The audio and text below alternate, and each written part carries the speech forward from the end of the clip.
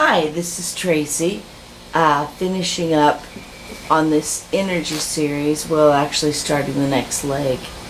If you joined me in the first 4 videos about understanding energy, then you have some understanding about what my belief on energy is, personality, emotion, and the quantum physics and quantum mechanics associated with it.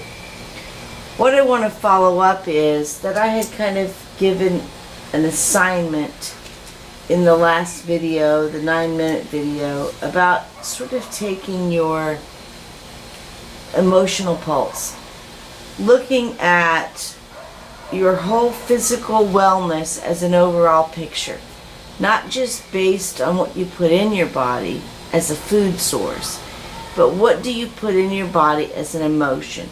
Because what you think about what you eat is almost as important, maybe more important than what you're actually eating. Because the truth of the matter is, on the highest level of understanding, there are those handful of people on the planet that are considered breatharians.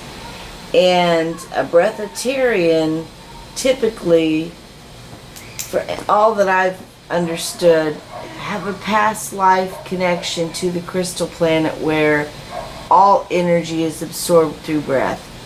And this handful of people are able to take in everything they need to sustain a physical body by breath. I am not at all recommending that you try it. I'm not willing to try it full-heartedly. But certainly there are those that can do it, and I do exist on a relatively small food intake, and I'm not by any means toothpickish at this point, so it's obviously not a calorie in weight on results oriented body when you look at it. There is a lot of conversation and weight on the fact that as we go from 3rd dimension to the 5th dimension, that the physical body is changing. And there is truth in that.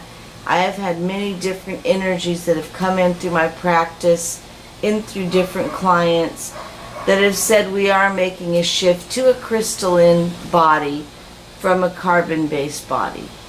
And it is a process that's going to occur over a process of time, which they can't really relate to us, because as you may know, time doesn't exist to the same degree off Earth as it does here.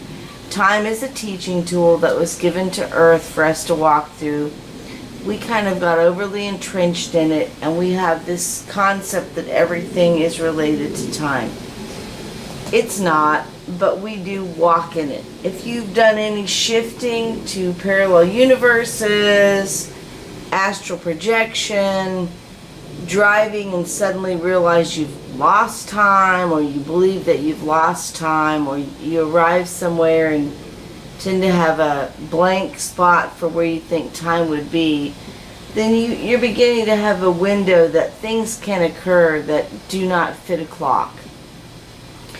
But be that as it may, what we are shifting into physically are bodies that will be changing. But because Earth exists in a time frame, and the rest of the universal connections working with Earth on the shift don't really work in time unless they're coming into our atmosphere and having to engage us and then work through time, it's impossible for them to say. I've had them give me time frames, but they don't really have a lot of meaning.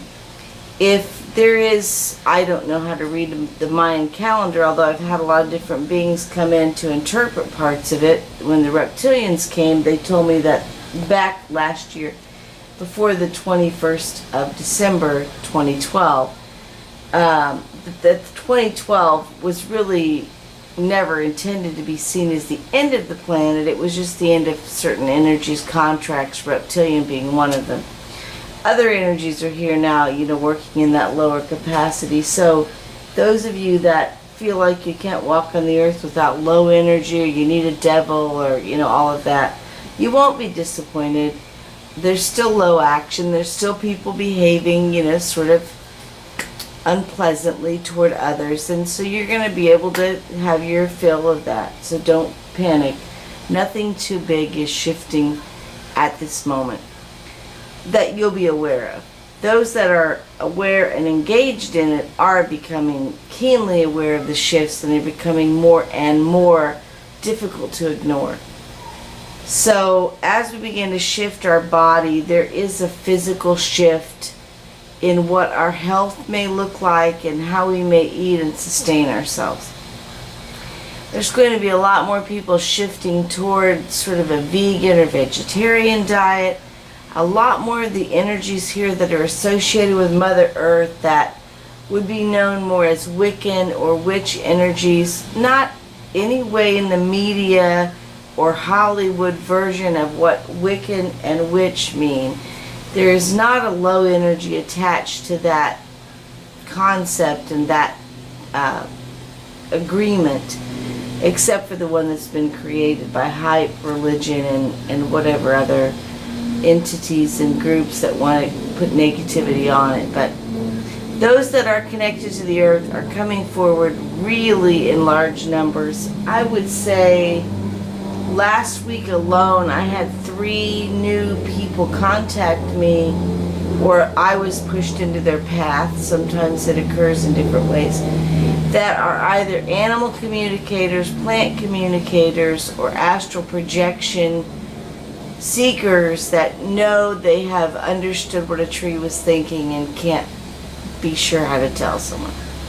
Now, as I mentioned in one of my earlier videos, I do have a plant communicator that's phenomenal. She can actually hear them just as you can hear me on a tape. And I've had the benefit of her to walk through my house and tell me what each of my potted plants, my trees in the yard, and all of them are saying.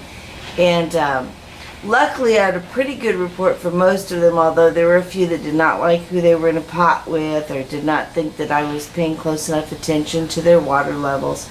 I had a couple of trees in my yard further from the house that had sort of the redheaded stepchild syndrome, and I've had to go out and speak to them more frequently, and I can say with very positive results.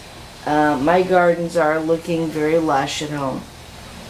But that said, there are a lot of energies coming forward into my space, coming into my practice, seeking my help, putting them into hypnosis and connecting them to a space where they can really open up that channel.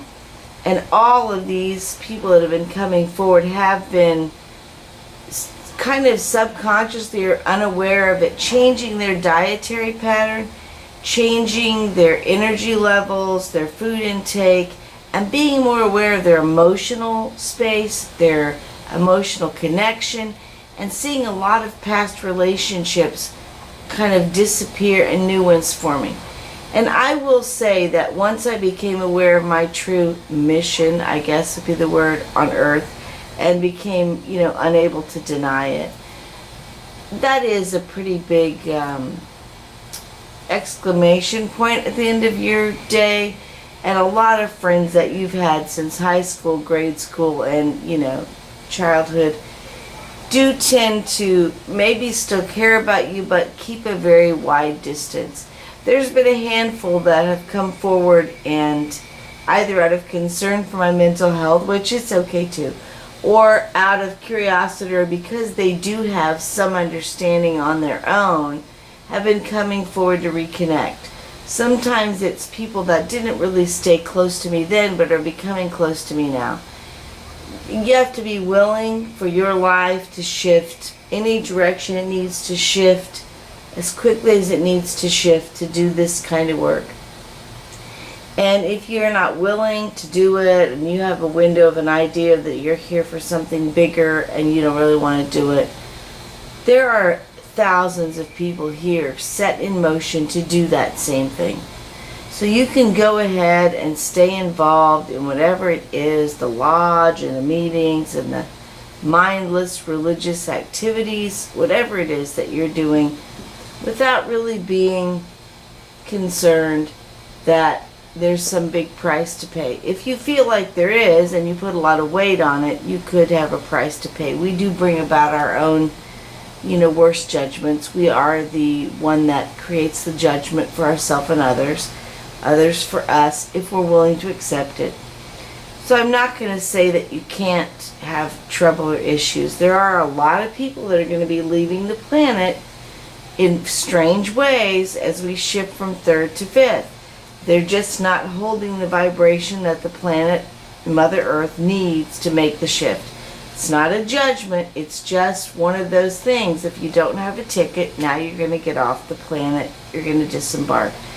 It's not angry. It's not aggressive. It's not uncaring.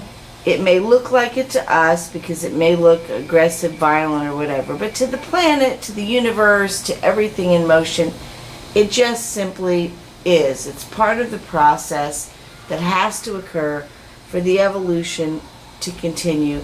Not just the third to the fifth, but this whole rotation of the development of mankind, which is millions of years in the making, and sort of interlinked to spirit in a lot of convoluted ways.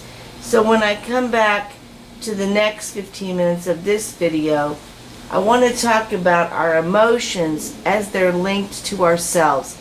The kind of pride that we have connected to ourselves and who we think we are on our lineage and who we think we are based on our understanding and belief.